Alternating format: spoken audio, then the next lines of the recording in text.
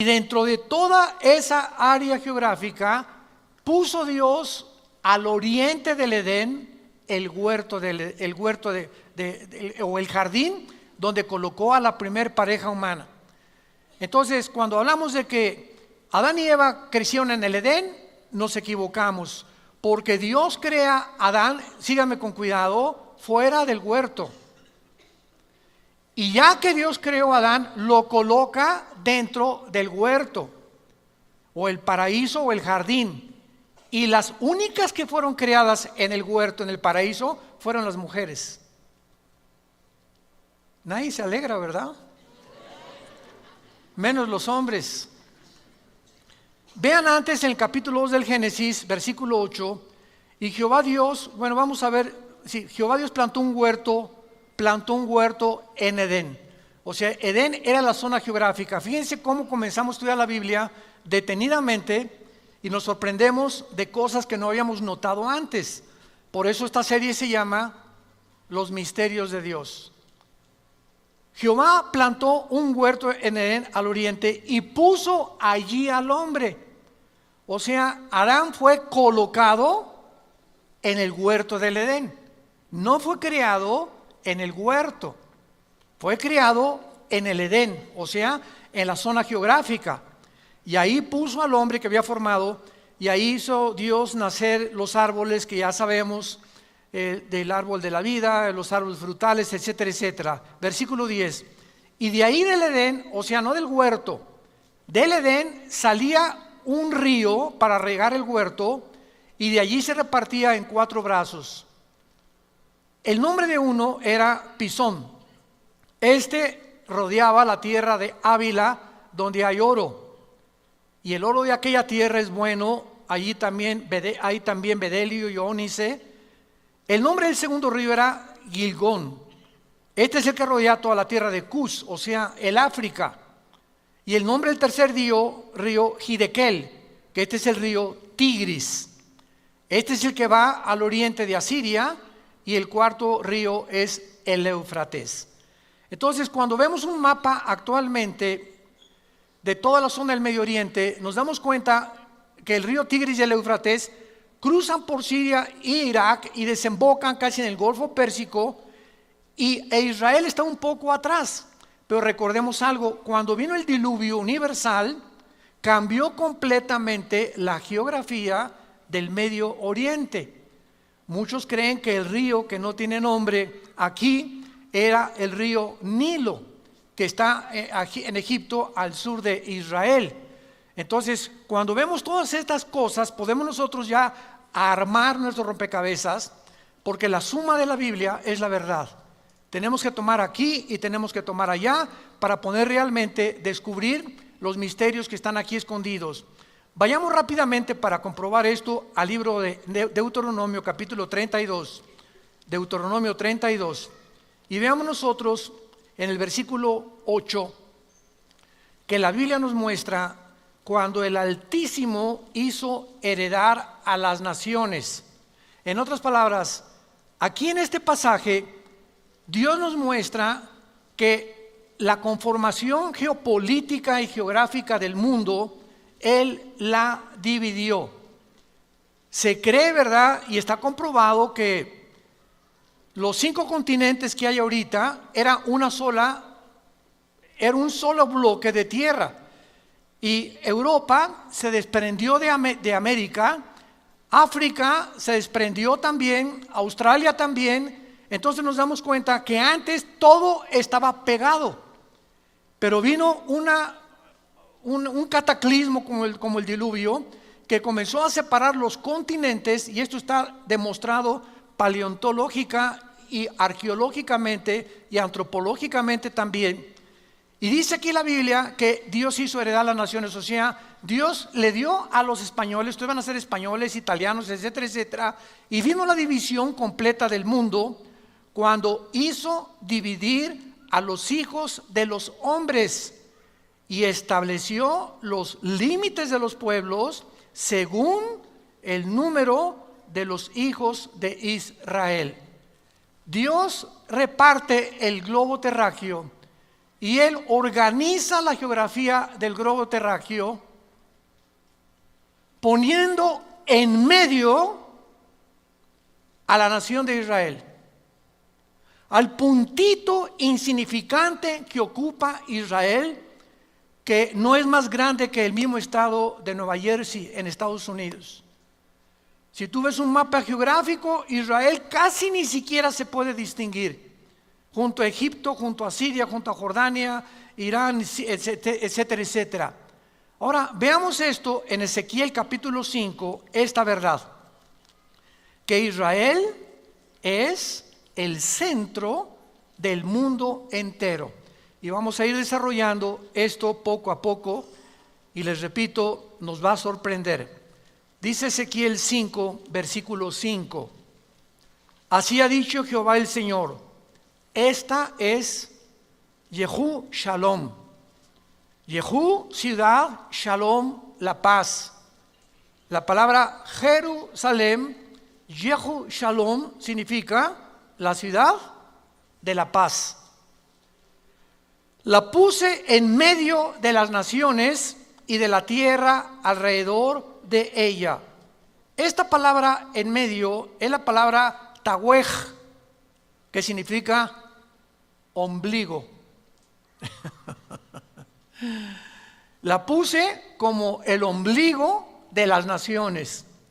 Y esto es muy interesante porque nos damos cuenta que antes de que nosotros saliéramos a este medio ambiente en el cual vivimos, que es el mundo, estuvimos unidos en el vientre de nuestra madre, porque aquí no hay nadie que no haya tenido una mamá, todos venimos de una mujer, y ahí el cordón umbilical era el medio a través del cual la madre, a través de la placenta, nutría o nos nutría, ¿verdad?, al feto con todas las cosas que necesitamos recibir, y al salir del vientre de nuestra madre, del mundo donde nos encontramos, ahí estuvimos 9 meses nadando. No respirábamos el aire que estamos respirando ahorita, sino que a través del cordón umbilical nos proporcionaba el oxígeno a nuestra mamá. Y al salir a este medio en el cual nosotros vivimos, ¿qué fue lo que pasó? Viene el pediatra, ¿verdad?, o los médicos, y nos cortan lo que nos conectaba a la antigua vida para integrarnos a la nueva vida, porque ya ahora no dependeríamos del vientre de la mamá, nos incorporaríamos al mundo en el cual tú y yo vivimos actualmente. Pero nos damos cuenta que el centro del cuerpo humano es el ombligo, porque de ahí salimos. Entonces, esta es la razón por la cual en el hebreo Tawej, dice Dios, Jerusalén es el ombligo de la tierra. Pero vamos poco a poco a ver ahora en Génesis capítulo 10, que antes de que Dios hiciera la división geográfica del mundo, después del diluvio, en Génesis capítulo 10, el mundo se reparte de acuerdo a 3 seres humanos. Todo el mundo se reparte de acuerdo a 3 seres humanos. Ustedes y nosotros y todos los habitantes del mundo entero provenimos de 3 seres humanos. Porque después del diluvio, los únicos sobrevivientes fueron Noé, su esposa y sus 3 hijos con sus 3 esposas, Sem, Cam y Jafet, los 3 hijos de Noé. De acuerdo a la Biblia, el arca aterrizó o descendió en los montes del Ararat, que está casi en la frontera entre Armenia y Turquía de la geografía del siglo XXI. Ahí descendió el arca de Noé. Y hay cantidad de exploradores y arqueólogos que han sacado libros retratando. Uno de ellos fue Jim Irwin, astronauta de la misión del Apolo 15, que fue Jim Irwin, el primer astronauta en caminar en la luna en un carrito, mucho después de Aldrin y de todos los primeros que llegaron en el 69 a la luna. Entonces, vemos nosotros que Dios nos muestra que después del diluvio hubo una conformación del mundo, y lo dice el versículo 25 de Génesis 10. A Eber nacieron 2 hijos. El nombre del uno fue Peleg. Escucha, porque en sus días fue dividida o repartida la tierra. Y el nombre de su hermano, Joctán. O sea, fue después del diluvio, cuando Dios comienza a dividir la tierra, y el mundo es dividido de acuerdo a 3 seres humanos. De Jafet, los que quieran apuntar, o los jafetitas, son los que poblaron toda Europa, los que se conocen como anglosajones. Toda Europa fue fundada por Jafet. Cam es el padre de todos los africanos. De ahí vienen los cananitas, que se convirtieron después en enemigos de Israel. Y Sem viene y fundó todo lo que es el Medio Oriente y el Asia Menor. Ahora pongan atención, es interesante que cuando nosotros vemos a los indígenas de todo el continente americano en el cual nosotros nos encontramos, desde Alaska hasta la Patagonia, tenemos los indígenas de Estados Unidos que fueron los Sioux, Cherokee, los Apaches, etcétera, etcétera. Bajamos a México, a aztecas, tlaxcaltecas, mixtecos, etcétera, etcétera, chichimecas. Llegamos a los aucas en Guatemala y todo lo que es el Amazonas, pero todos absolutamente tienen los mismos rasgos. ¿Nunca se han preguntado cómo llegaron los indígenas a poblar el continente americano en el cual nos encontramos nosotros? Bueno, pues del Asia, porque son semitas. Entonces, el continente americano fue fundado por semitas, ni por Jafet ni por Cam. Los semitas o los asiáticos entraron y cruzaron a este continente por el estrecho de Bering, al norte del continente americano. Ahí pasaron del Asia y comenzaron a fundar desde Estados Unidos, Canadá, hasta abajo, todos ellos poblando. Y por eso todo el continente americano está poblado de raíces indígenas. En otras palabras, por ejemplo, por eso se llama los Estados Unidos de Norteamérica, porque allá se dicen americanos y americanos somos todos, ¿verdad? Porque el continente es todo desde Alaska hasta la Patagonia. Entonces, los Estados Unidos son estados que se unieron, Estados Unidos, pero ellos no lo fundaron. Estados Unidos fue fundado por ingleses. Son los primeros que llegaron a Rhode Island, al estado. Mi esposa y yo acabamos de regresar de Rhode Island. La semana pasada tuvimos una conferencia con pastores y fue de mucha bendición. Y es un estado precioso, porque ahí llegaron los primeros pilgrims o peregrinos.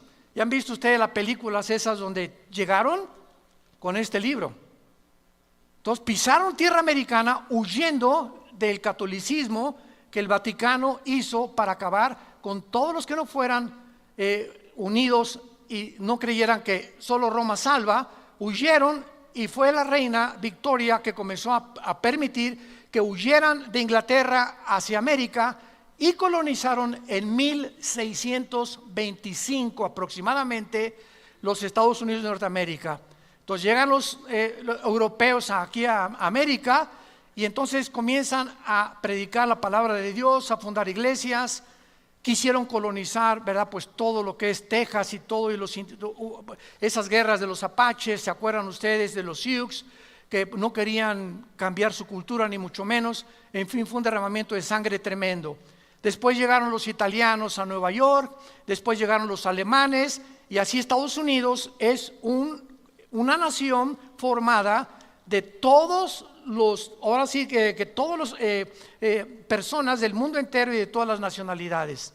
No es realmente un norteamericano que diga aquí. En México sí, en México lindo y querido, hay muchos de ustedes que tienen su ascendencia, ¿verdad?, de la cruza cuando llegan los españoles con Fray Bartolomé de las Casas y se mezclan con las indias que poblaban México. Eran puros indígenas en México y nacen los mestizos.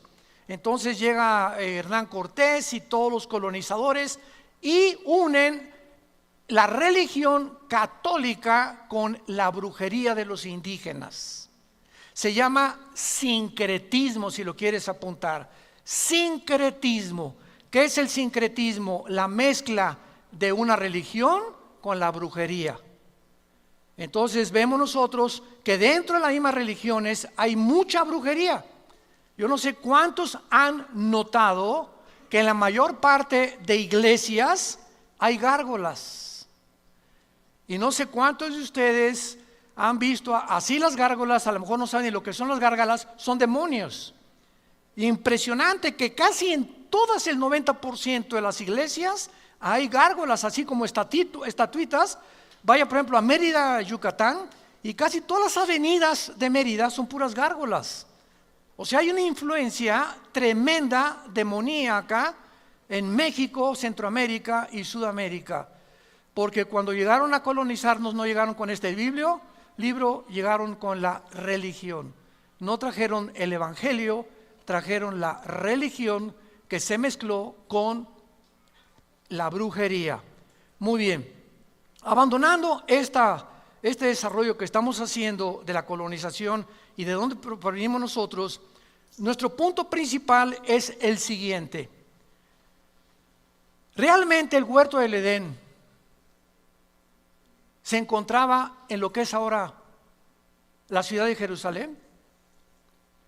¿Es posible que Jerusalén, siendo el centro en el cual Dios puso a las naciones del mundo y siendo el huerto del Edén donde Dios coloca al ser humano y donde se encuentra el monte de Sión?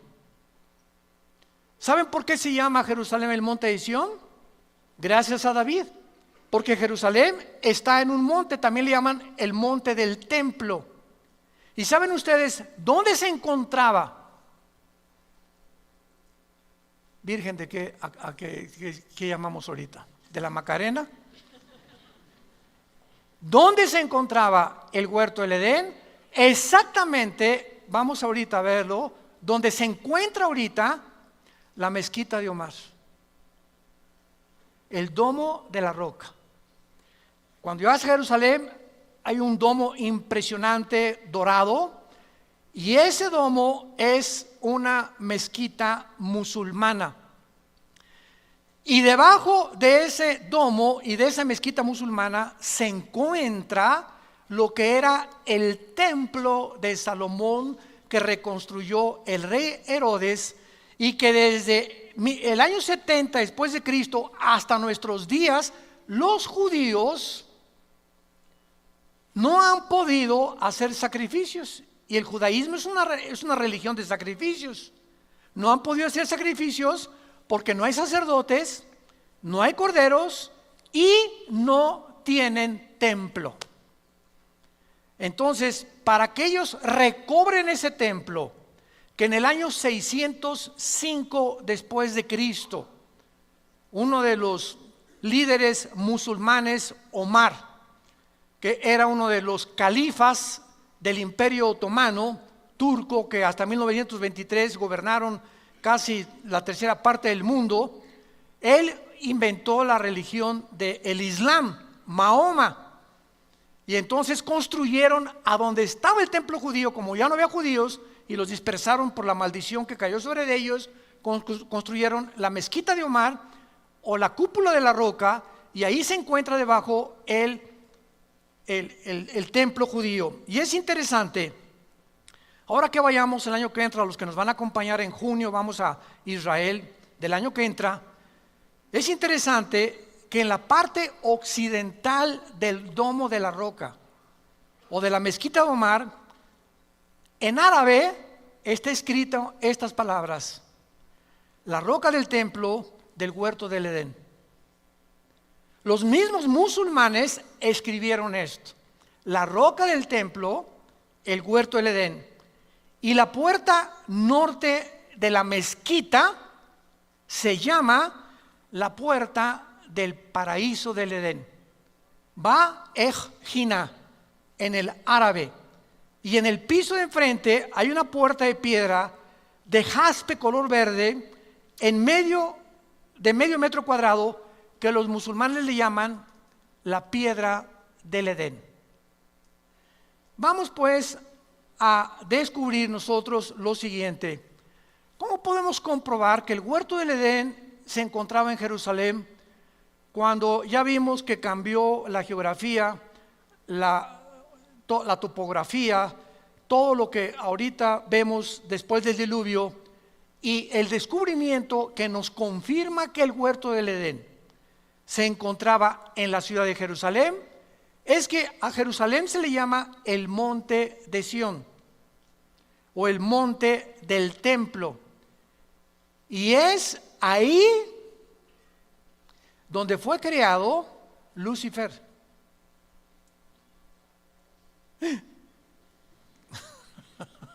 Vayamos a Ezequiel capítulo 28. Ezequiel 28. Vean cómo podemos acercarnos poco a poco a toda esta investigación.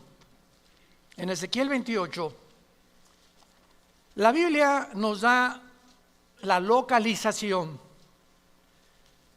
de que antes de que Dios creara a Adán y a Eva, este planeta Tierra, había estado ocupado antes que nosotros.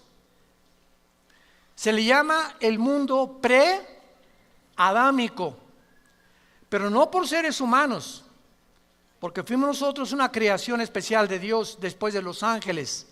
Los ángeles se le llama la familia de Dios en el cielo, y la familia de Dios en la tierra es la iglesia, somos nosotros. Entonces, nos damos cuenta que cuando estudiamos la Biblia, Satanás o Lucifer, que era su nombre, el que lleva la estrella o el que porta la luz, su nombre no es Satanás.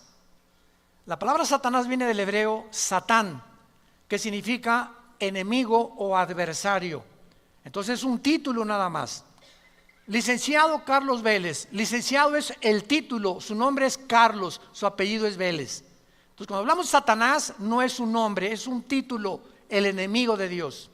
El diablo no es un nombre. El diablo significa el que acusa, el que calumnia.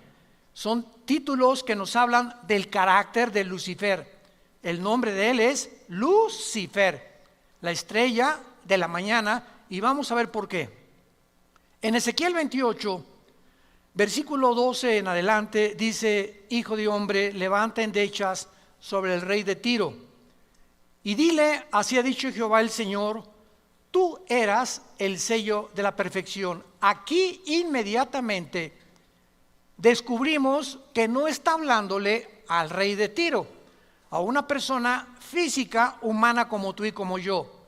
Y lo vamos a ver más adelante, porque realmente ningún ser humano ha sido creado perfecto como Lucifer lo fue. Entonces, cuando está hablando el Espíritu Santo, nos está mostrando la Biblia que siempre detrás de los gobernantes se encuentran poderes de las tinieblas. Detrás de mucha gente, de muchos brujos, de muchos gobernantes, de muchos artistas, de muchos músicos, de muchos políticos, de muchos cantantes, se encuentran otras entidades espirituales que los están usando en el mundo. Y la mayor parte de los seres humanos no descubrimos ni nos damos cuenta y creemos, por ejemplo, ¿verdad?, que esa persona como un Hitler, ya los mismos estudiosos, psicólogos y psiquiatras que han estudiado la persona de Hitler saben que no era una persona normal, que había una fuerza extraña. Los mismos que se acercaban a Hitler sentían algo diabólico en él, y la Biblia nos muestra claramente que, pues claro, era un personaje completamente controlado por demonios. Más bien le ganaba al Gadareno, porque el Gadareno tenía 5,000 demonios y Hitler lo gobernaba un principado, un jefe de los demonios. Entonces la Biblia nos muestra también, ¿se acuerdan de Pedro? Que Cristo comienza a hablarles: es necesario que el Hijo del Hombre sea entregado por los ancianos, los líderes, los escribas, que muera, que sea crucificado y resucite al tercer día. Y en ese momento Pedro se acerca y le dice: no, Señor, no te acontezca tal cosa. Y se voltea a Jesús y le dice: aléjate de mí, Satanás. En ese momento algo estaba ocupando las cuerdas vocales del apóstol Pedro. Bueno, no era apóstol todavía, pero estaba tratando Satanás a través de Pedro hacer que Cristo no llegara a la culminación de su misión. Entonces, así nos vemos claramente que muchas veces demonios y principados operan en los seres humanos. Y para que nosotros podamos tener la capacidad de distinguir o de sentir en el espíritu como una parábola. Hay personas, ¿verdad?, que cuando un cristiano vive cerca de Dios y tiene la comunión con Dios continua, te da a Dios el discernimiento espiritual. La palabra discernir significa distinguir entre lo bueno y lo malo, entre lo que es de Dios y lo que no es de Dios. Ahorita vemos la televisión y el mundo entero está lleno de predicadores falsos, de profetas falsos, de apóstoles falsos, y la gente, amén, amén, amén. La mayor parte de la gente no distinguen, ¿verdad?, ni siquiera como esa persona. Y dices, pero ¿cómo le puedes creer a esa persona, no? ¿Cómo es posible que puedas aceptar lo que él está predicando, que está violando la palabra de Dios? Porque no tienen discernimiento espiritual, y el domingo ni la Biblia traen a la iglesia. Y dice 2 Tesalonicenses 5, van a ser engañados. Y dejemos que aparezca el anticristo para que entonces el engaño se multiplique mucho más. Entonces aquí el Espíritu Santo le está hablando a Lucifer, y vamos a ver por qué. Versículo 13, en Edén. O sea, el rey de Tiro nunca estuvo en el Edén. En Edén, en el huerto de Dios. Edén es la zona geográfica, el huerto es el jardín que Dios colocó para probar a la primer pareja humana. Ahí dice la Biblia que estuvo Lucifer. Ahí estuviste. De toda piedra preciosa era tu vestidura. La palabra merucá en el hebreo, vestidura, no es ropa, es cabañas o lugares de habitar. En otras palabras, el huerto del Edén de Adán y Eva eran frutas, árboles deliciosos, agua cristalina, era un bosque impresionante, ¿verdad?, de belleza, guacamayas, me imagino, y todo así bonito, flores por todos lados. Era un jardín hermosísimo con manzanas, con almendras, etcétera, etcétera. El huerto del Edén, antes que nosotros, era un lugar de piedras preciosas, de puros metales. De puros metales.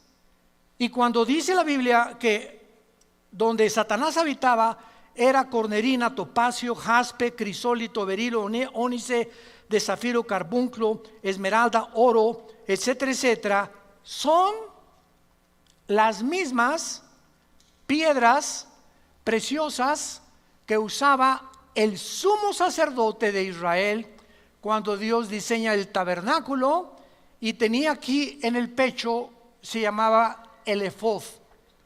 El sumo sacerdote entraba al lugar santísimo en el Antiguo Testamento y entraba con 12 piedras preciosas, 4, 4 y 4. Eran 3 hileras de piedras, y son estas que menciona aquí. Esto es interesante.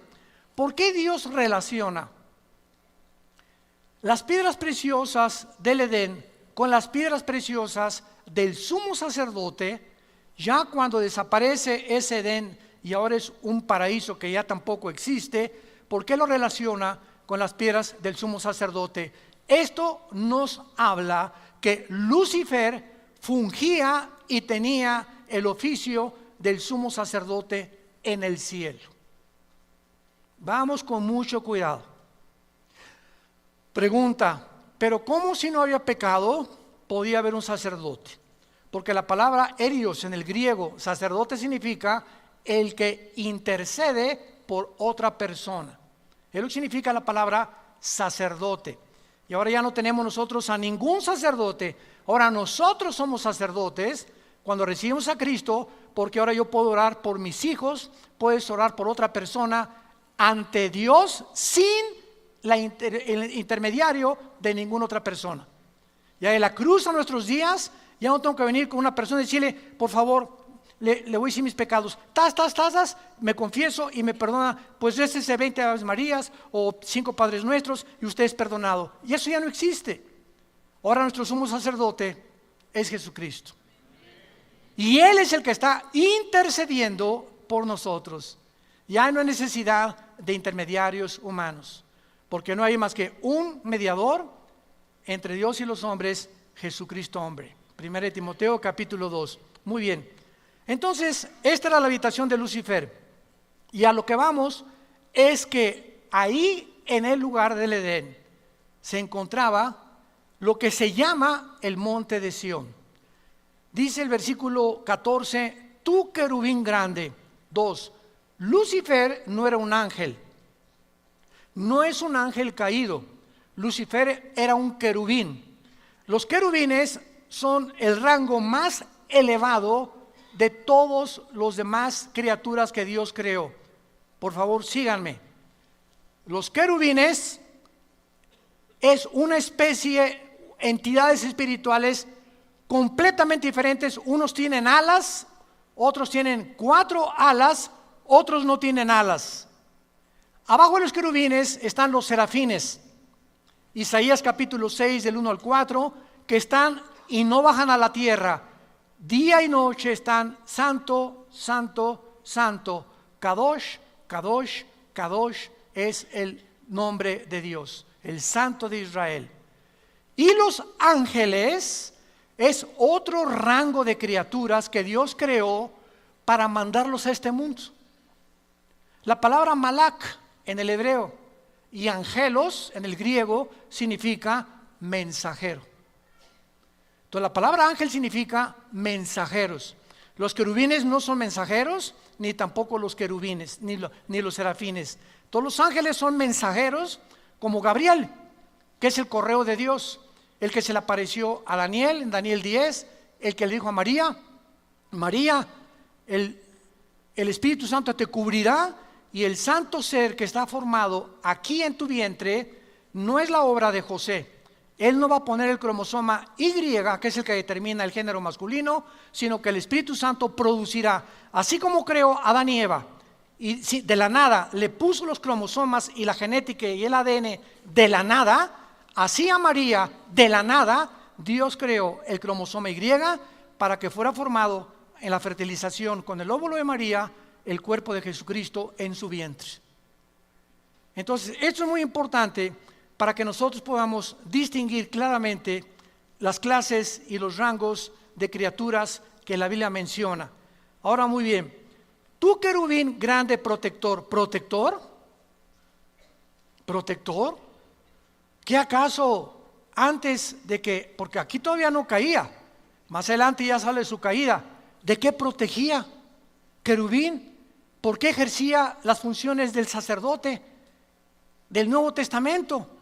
Simplemente porque cuando Dios creó a los ángeles y a los querubines y a los serafines, Dios los creó con la misma capacidad que nos creó a nosotros, con la capacidad de que ellos pudieran algún día hacer una elección entre el bien y entre el mal. Oiga, pero si el mal no existía, no existía. Porque cuando Adán y Eva fueron creados con la naturaleza pecaminosa. No, ¿verdad? Adán y Eva no fueron creados con pecado. No había una naturaleza pecaminosa. Y estando una naturaleza sin pecado, pecaron. Esos mis teólogos. ¿No se han empachado? Bueno, seguimos. Cristo, cuando fue también formado en el vientre de María, nació sin una naturaleza pecaminosa. Así fueron creados los ángeles también, porque Dios no es el creador del pecado. Pero los ángeles tenían la opción, como la tuvo María, como la tuvo Jesucristo, de haber escogido resistir la tentación o rechazar la tentación. El único que la venció fue Jesucristo. Pero los ángeles tuvieron la oportunidad. Lucifer entonces cuidaba el atrio santo en el cielo, porque la Biblia dice que hay un templo en el cielo, donde lo dice todo el libro de Apocalipsis. Dice la Biblia, se abrió el cielo y dice Juan, vi el templo de Dios. O sea, no es una iglesia como con construcciones, ni con una cruz, ni mucho menos, ¿verdad? El lugar de la habitación de Dios, donde Dios es adorado por millones de millones de millones de millones de criaturas angelicales. Entonces Satanás tenía que cuidar el trono de Dios y fue a quien se le asignó la tarea de cuidar el que pecó contra Dios. Y cuando vemos nosotros la pregunta que la mayor parte de los ateos hacen y en la universidad te van a hacer, ¿por qué Dios creó el mal o por qué Dios permitió el mal en el mundo? Ellos, los ateos, no tienen respuesta. ¿Por qué creen que nos preguntan a nosotros? Porque el cristianismo es el único sistema de pensamiento que ofrece estas respuestas. Nunca le van a preguntar a un musulmán, nunca le van a preguntar a un hindú el origen del mal, ni el origen del hombre, ni el origen de las lenguas, ni de las naciones, ni de los gobiernos, porque todo esto se encuentra en la Biblia nada más. En ningún otro libro sagrado, ni en el Ramayana, ni en los Vedas, ni en el Tripitaka de Buda, etcétera, etcétera, ni en el Corán de los musulmanes, se encuentran respuestas a las grandes incógnitas de la raza humana, más que en las Sagradas Escrituras. Y esta es la razón por la cual es el sistema de pensamiento más atacado, más controvertido y más odiado del mundo. No, la Biblia fue hecha por hombres. Contiene historias, leyendas como Adán y Eva. Oye, espérame tantito, una barbaridad y una marihuanada más grande de decir que venimos de los changos está peor. Se necesita mucho, mucho más fe para creer que realmente somos el resultado de un accidente, a creer que somos el resultado de un Dios inteligente que tuvo comunión con nosotros y que anhela tener comunión con nosotros y que después de la muerte tendremos un juicio porque somos agentes morales responsables. Entonces Satanás fue creado para poder, Lucifer, cuidar el templo de Dios. Muy bien, vamos a contestar la pregunta. Cuando Dios crea el universo y crea las criaturas, Él no podía crear criaturas sin una alternativa. Se las voy a poner más fácil. Si tú en una nación te dicen que votes porque esa nación se considera democrática y nada más hay un candidato, ¿eso es democracia? Eso es dictadura, ¿verdad? O sea, para que haya democracia tiene que haber libertad de poder tú decidir entre uno o el otro. Entonces, cuando Dios crea el universo y a sus criaturas, no pudo haber creado un solo camino, porque hubieran sido robots. Dios permite la otra opción, el otro camino, para que ellos pudieran escoger libremente, escoger ese camino o escogerlo a Él. Y eso es lo que nos hace agentes morales responsables de nuestras acciones. Como dijo Agustín de Hipona, el teólogo de la Iglesia Católica en el siglo III después de Cristo, si Dios hubiera creado un mundo donde no hay mal o donde no hubiera existido el mal, hubiera sido un mundo de robots. Era muy fácil que Dios nos creara como con cuerda, ámame, ámame, ámame, pero a Dios le agradó permitir que pudiéramos escoger el otro camino.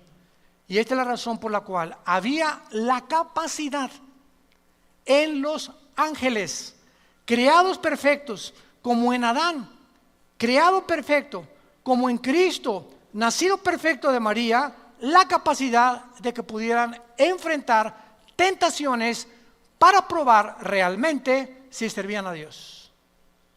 Y esta es la razón por la cual daremos cuenta algún día de nuestras acciones. Ahora, claro que, ¿sabía Dios que Adán y Eva iban a caer? Claro.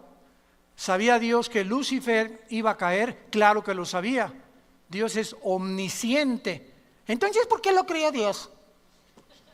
¿Y por qué si Adán y Eva Dios sabía que iban a crear? Pues ¿para qué les pone la tentación? Porque esta era precisamente la prueba por la cual nosotros tenemos que responder. ¿Por qué si tu maestro te dice, Pepito va a reprobar el tercer año? Y entonces, ¿para qué me hace la prueba? Precisamente para demostrar que vas a reprobar y que fuiste un mediocre durante todo el año. Nunca quisiste estudiar ni pagar el precio. Entonces, yo sé que tú vas a reprobar simplemente por la forma en que tú te conduces. Y fue por lo que hizo Dios a Judas también. Imaginémonos a Judas en el juicio. Oye, ¿para qué me creaste si dice la Biblia que yo era el que iba a entregar a tu hijo? Es más, dice Judas, por favor, reconózcanme, si yo no traiciono a Jesús, ustedes no hubieran sido salvados. Porque gracias a que yo lo traicioné, entonces Jesús pudo morir por nosotros. Pero si yo no lo traiciono, Cristo no muere en la cruz. ¿Se fijan esta línea de lógica, aparentemente lógica? ¿Saben quién pensaba de esta manera? Un ateo italiano llamado Giovanni Papini. Y me acuerdo que antes de ser cristiano, estas preguntas se las hice yo a los cristianos y no hubo quien me respondiera.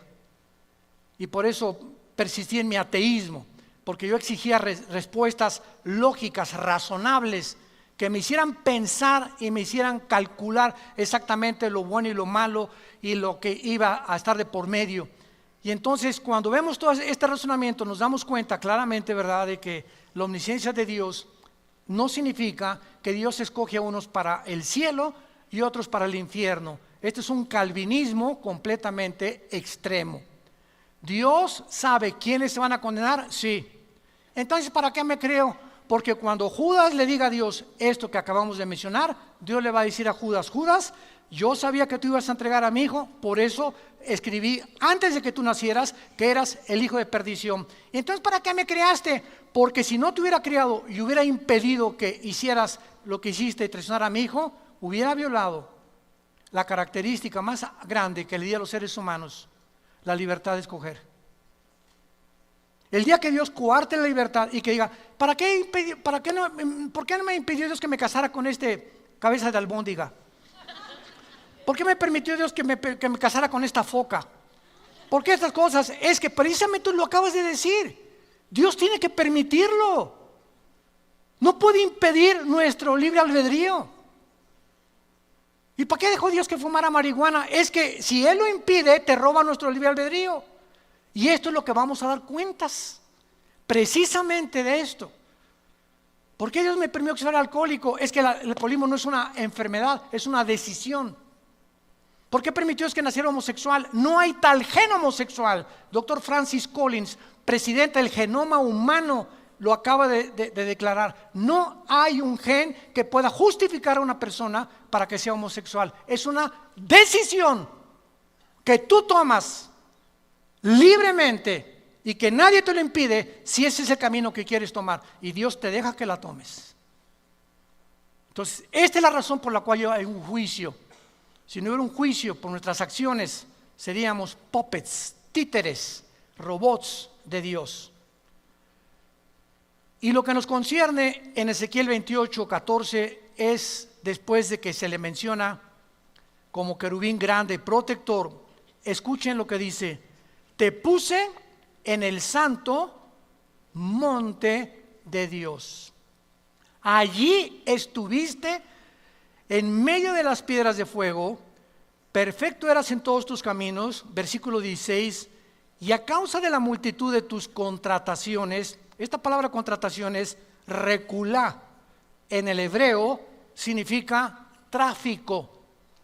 Tráfico, a causa de algo que Él traficó en el cielo, fuiste lleno de iniquidad, versículo 18, con la multitud de tus maldades y con la iniquidad de tus contrataciones, profanaste, apunta la palabra hebrea, chalal, C-H-A-L-A-L,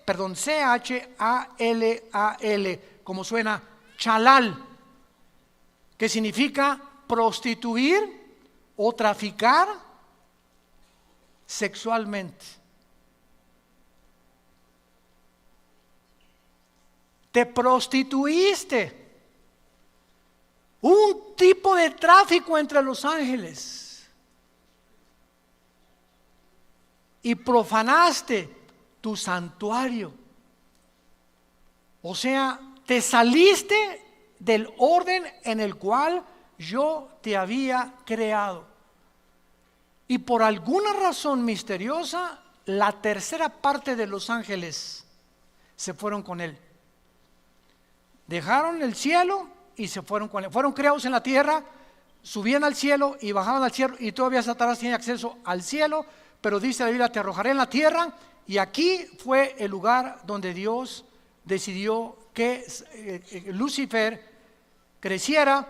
Y la paleontología, la antropología, la arqueología nos dan testimonio, señores científicos que nos escuchan, de que construcciones como las pirámides de Egipto, de Giza, las de Stonehenge en Inglaterra, los mayas, ¿quién les dio a estas personas humanas hace 4, 5, 6 mil años el conocimiento, sin calculadoras, sin telescopios, sin ningún aparato moderno que tenemos, para poder haber hecho esas pirámides que a través de 4,000 años, el sistema de impermeabilización que tienen, ni siquiera el medio ambiente, ni la erosión del viento, ni la lluvia ha podido penetrar y cargar esas piedras humanamente de 12, 15 toneladas, las de Machu Picchu en Perú?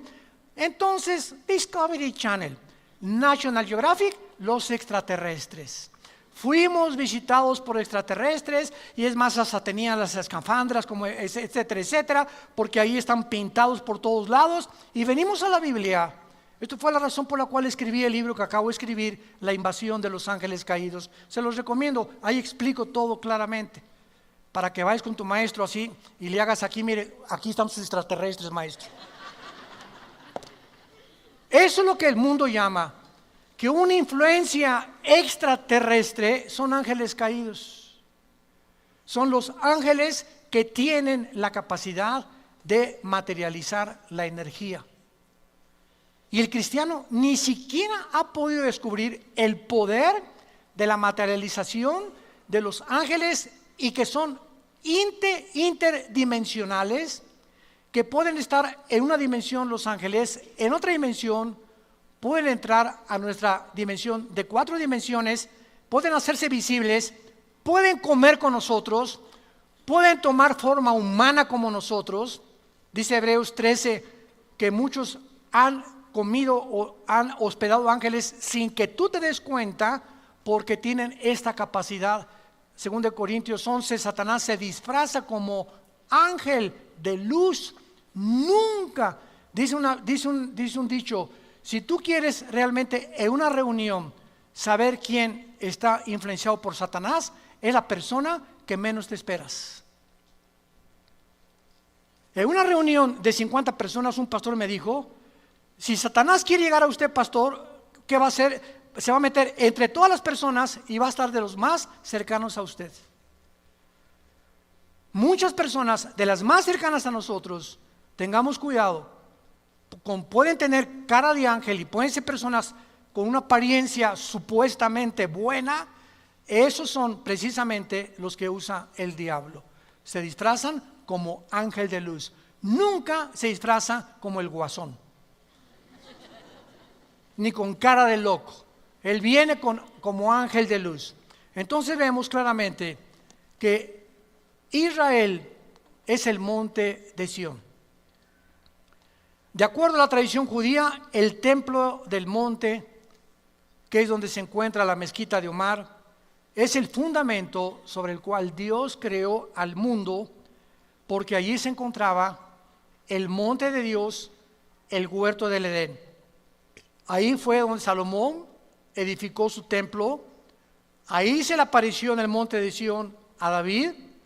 Ahí Abraham intentó sacrificar a Isaac, y actualmente es el lugar donde está la mezquita de Omar. La implicación de este estudio es que cuando Dios se separa del huerto del Edén y saca a Adán y Eva, Génesis capítulo 3, lo saca del huerto del Edén y prohíbe que el ser humano regrese al huerto del Edén, poniendo un querubín con una espada encendida. Los querubines significan en la Biblia la santidad de Dios. Por eso en el arca mandaron construir 2 querubines con alas tapando, o sea, nadie puede ver lo que está ¿cómo se llama? Donde se ponía la sangre el sumo sacerdote, cuidando la santidad de Dios. Entonces el querubín en el huerto estaba impidiendo que el ser humano en estado caído no podíamos regresar a tener comunión con Dios. Lo impedía la santidad de Dios y la espada, la justicia de Dios. Esta santidad de Dios y esta justicia de Dios, ninguno de nosotros podía cumplirla, porque somos seres imperfectos y caídos.